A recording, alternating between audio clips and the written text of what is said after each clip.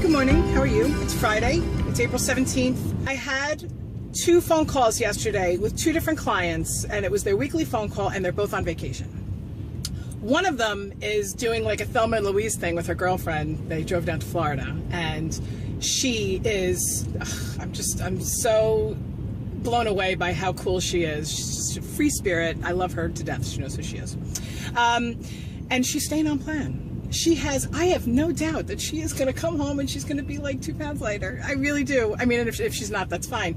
She is rocking the MetaFast 5-in-1 program while she's on vacation. And I think that that's so cool. Driven, it's admirable. I love it. I loved it when she told me, and I loved talking to her yesterday. I didn't want to keep her on the phone. I was like, okay, let's get off the phone. You go continue to have fun.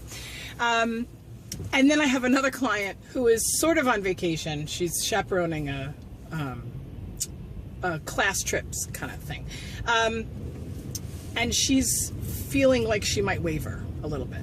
The first day, really, was when I talked to her of her vacation. I also think it's admirable to consider going off plan when you're on vacation. Because if you are planning a trip for a long time and you're spending a lot of money to have new experiences, and you are doing this to enrich your soul, and if the 5-in-1 is very difficult for you, for some people it's not. It's difficult for me. My first client that I was just talking about, it's not as difficult for her. She's got it. She's somebody who blossoms doing the 5-in-1. The second client is having a tougher time. And I said to her, and this might be controversial for some of you, I said to her, if staying on the 5-in-1 100% is going to taint, I don't really like that word, is going to taint your memory of a life experience in a bad way, then you have to do what feels right. If you are confronted with a food that you have never eaten before and you will never have the opportunity to eat again, I think it's worth tasting it. I really, really do. Maybe that's why I'm not at goal yet. Been doing MetaFast for a year and some months, right? But listen, we're human beings, and some people are mechanical about what they eat, and some people aren't. And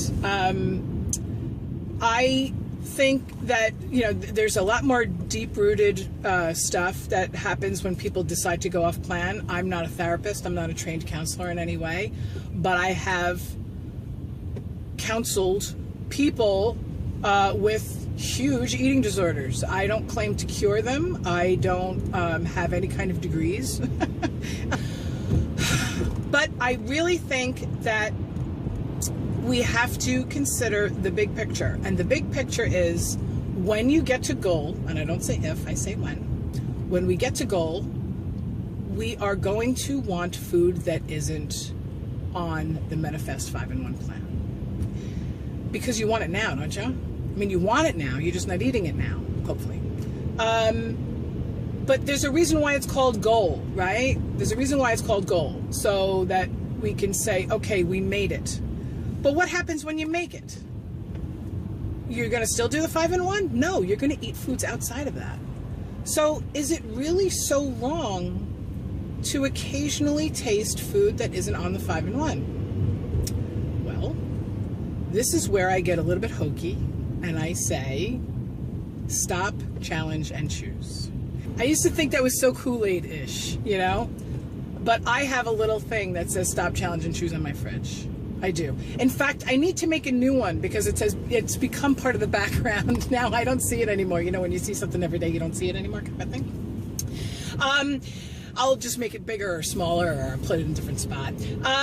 But I told her, the one that's having difficulty, and she's not even having difficulty yet. She's nervous about having difficulty. I told her that she needs to, when she's confronted with a challenge, she needs to stop and think And she needs to consider if what she's about to eat, what she's considering eating, is going to be worth it. Because I'll tell you right now, sometimes going off plan is worth it. I had a client who went off plan. She was on plan 100% for weeks. And then, she knows who she is. I always talk from my clients' experiences. I never say names, okay? She was on plan for weeks, 100%. And then she went to an event, a gathering, where there was homemade artisan breads. Come on. Come on. She paid for that for 5 days. That scale was not budging. It moved up. It moved up more than the day after. It moved up again like 2 or 3 days. It just kept going up and up, not by a lot. And then for her to get back to where she was, it set her back an entire week. 1 full week, it set her back. Didn't set her back. She paused, okay? She had the opportunity to have 1 bite, and she didn't. She ran with it, and she made it an evening of bread, okay? This is a while ago. She's already mentally paid for it. She's already physically paid for it. She's beyond it. But I talked to her a few times regarding the bread thing, and I said to her, you need to learn from it. It's not that you made a mistake. You had a learning event, okay? Vacation. A lot of you are planning your vacations now. Summer's coming. And I think that you should not give your food too much thought. I have another client who's planning a trip to Paris. She knows who she is. And the last time I spoke with her, I said to her, you know, I really hope that you don't kind of obsess yourself into unhappiness by thinking about what you're going to eat when you're in Paris. Because, you know, listen, if you're going away for like 3 days, it's one thing to pack 5 meals per day. If you're going away for a week and a half, and half of your luggage is MetaFast food, especially if you're going to another country, another culture, where food is part of that culture. It's what we think of when we think of that place, you know? You know, there's a difference between trying and tasting foods and completely going overboard and kind of ruining yourself. And that's the other side of the coin, where you don't want to taint your memory of a life experience by saying, yeah, it was great, but I felt like crap because I ate 2 loaves of bread and 7 pounds of cheese. That would make me feel awful. That would make me feel physically ill, and I would be already guilty before I was even done eating, you know? So you really kind of have to just chill. You kind of have to just chill. You can go on vacation with the best of intentions, and you can go on vacation and taste everything, but taste it. Don't stuff yourself with it. I have a phone call this afternoon with a client who was on vacation now for a week. I don't know, all of a sudden it's like vacation time for the team MetallicaMom. She was on vacation for a little less than a week. I think it was like 5 days. And she's up 6 pounds, I think. Yeah. Understandable. I'm not saying that's okay. Hey, listen, I'm not saying anything's not okay or okay. I'm just giving you my take on it. She definitely is, and she said it to me in her email. She's like, I'm paying the piper. I'm like, okay, we'll talk about it. We'll set up a game plan. We'll talk about some more accountability, because she and I only usually communicate twice a week. Maybe it'll be a little bit more for the next week. Maybe it'll be every single day. Maybe it'll be 2 phone calls and daily texts for 7 days, okay? So, this is one of the reasons why I really want everybody to consider using a health coach if you're not using a health coach. And if you've got a health coach that you can't get a hold of, if you have a health coach that you don't connect with, it's really important for you to find a new coach. I'm talking with somebody this afternoon. All of a sudden, I'm just speaking from experience for this whole video. I'm talking with somebody this afternoon who's extraordinarily unhappy with her coach's level of support for her. Not that it's wrong support, it's not enough. I mean, that makes it wrong.